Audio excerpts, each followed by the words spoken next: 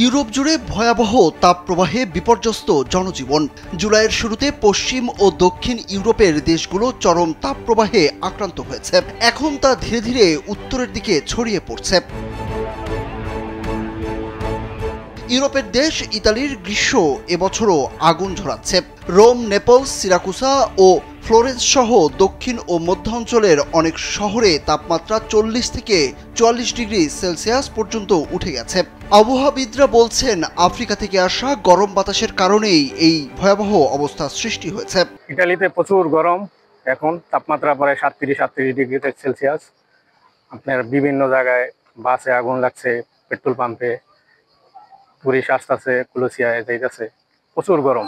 মোটামুটি গরমের কারণে অনেক ক্ষয়ক্ষতি হইতেছে ইতালিতে। তারপর যারা টুরিস্ট আছে তাদেরও অনেক সমস্যা হইতেছে ঘোরার জন্য। প্লাস তারা ছাতা ব্যবহার করতেছে, হাত পাখা ব্যবহার করতেছে, কেউ ছোট ছোট ফ্যান নিয়ে ব্যবহার করতেছে। এই মোটামুটি গরমে অতিষ্ঠ কিছুটা মানুষ। ইউরোপের অন্যান্য দেশের মতো ইতালির বিভিন্ন অঞ্চলেও চলমান তীব্র তাপপ্রবাহ জনজীবন বিপর্যস্ত করে তুলেছে। দেশটির দক্ষিণ ও মধ্য অঞ্চলে তাপমাত্রা 40 ডিগ্রি সেলসিয়াস ছাড়িয়ে গেছে। স্বাস্থ্য বিশেষজ্ঞরা উচ্চ সতর্কতা জারি করেছেন এবং স্থানীয় কর্তৃপক্ষ প্রয়োজনীয় ব্যবস্থা গ্রহণ করছে। ইতালির স্বাস্থ্য মন্ত্রণালয় 15টির বেশি শহরে রেড অ্যালার্ট জারি করেছে। বয়স্ক ও শিশুদের ঘরের বাইরে না যাওয়ার পরামর্শ দেওয়া হয়েছে।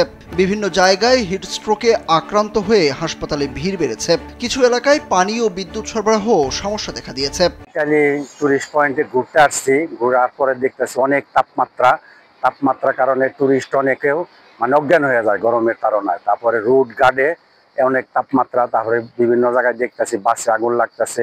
ইতালিতে আজও পর্যন্ত এরকম হয় নাই, এই প্রথম এত গরম, যার কারণে মানুষ অতিষ্ঠ। আমি 3 বছর হয়েছে এখানে আসছি, কিন্তু যতটা গরম ছিল তার চেয়ে এবার গরম আরো বেশি, তাই মানুষ একটু অসুস্থতা আছে গরমে। বিশেষজ্ঞদের মতে জুলাইয়ের মাঝামাঝি পর্যন্ত এই তাপপ্রবাহ চলতে পারে।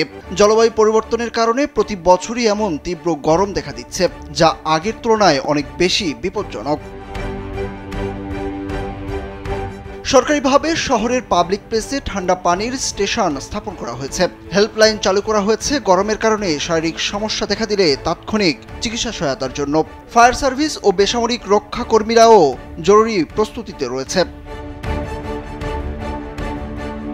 জলবায়ু পরিবর্তনের প্রভাব উল্লেখ করে ইতালির বাজেট তদারকি সংস্থা ইউপিবি জানিয়েছে, এই ধারা অব্যাহত থাকলে 2050 সালের মধ্যে জলবায়ু পরিবর্তনের কারণে দেশের মোট দেশজ উৎপাদন অর্থাৎ জিডিপি 5 ভাগ পর্যন্ত ক্ষতি হতে পারে।